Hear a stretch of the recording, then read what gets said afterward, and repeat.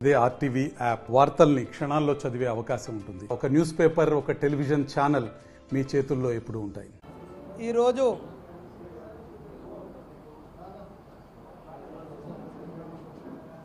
మన భారతదేశం గర్వించదగ్గ వ్యక్తి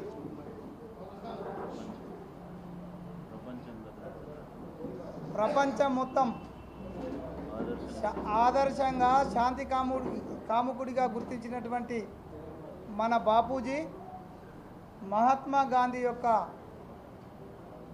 జయంతి సందర్భంగా అక్టోబర్ 2 అనేది ఈ భారతదేశంలో ఒక పండుగ లాంటిది. ఆయన పుట్టినరోజు మనం అందరం ఘనంగా జరుపుకోవడం,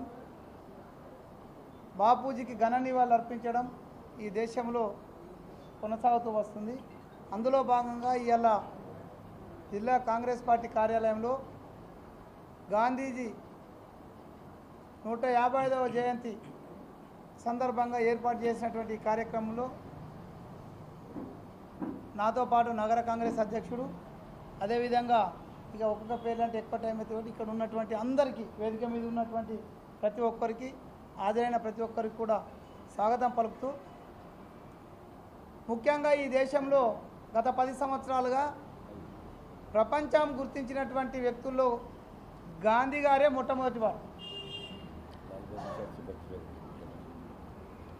అటువంటి గాంధీ గారి గురించి ఇప్పుడున్నటువంటి కేంద్ర ప్రభుత్వ పాలకులు తప్పుడు ప్రచారాలు, గాంధీని చంపినటువంటి గాడ్సేను పూజించే ఒక కార్యక్రమం ఏదైతే పెట్టుకున్నారో అది ప్రజలు గమనించాలని కోరుకుంటున్నాం. అంతేకాకుండా మహోన్నతమైన వ్యక్తి గాంధీ పుట్టినరోజే మరొక స్వతంత్ర సమరయోధుడు లాల్ బహదూర్ శాస్త్రి గారు కూడా,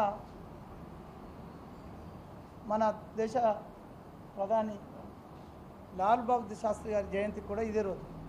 వారిద్దరికీ కాంగ్రెస్ పార్టీ ఘనమైన నివాళులు అర్పిస్తుంది. ఇకపోతే ఈ జిల్లా ప్రజలకు, కాంగ్రెస్ పార్టీ నాయకులకు, కార్యకర్తలకు ఈ సందర్భంగా విజ్ఞప్తి చేసేది ఏంటంటే, గాంధీ యొక్క ఆశయాలను, ఆలోచనలు మనం అందిపుచ్చుకోవాలి.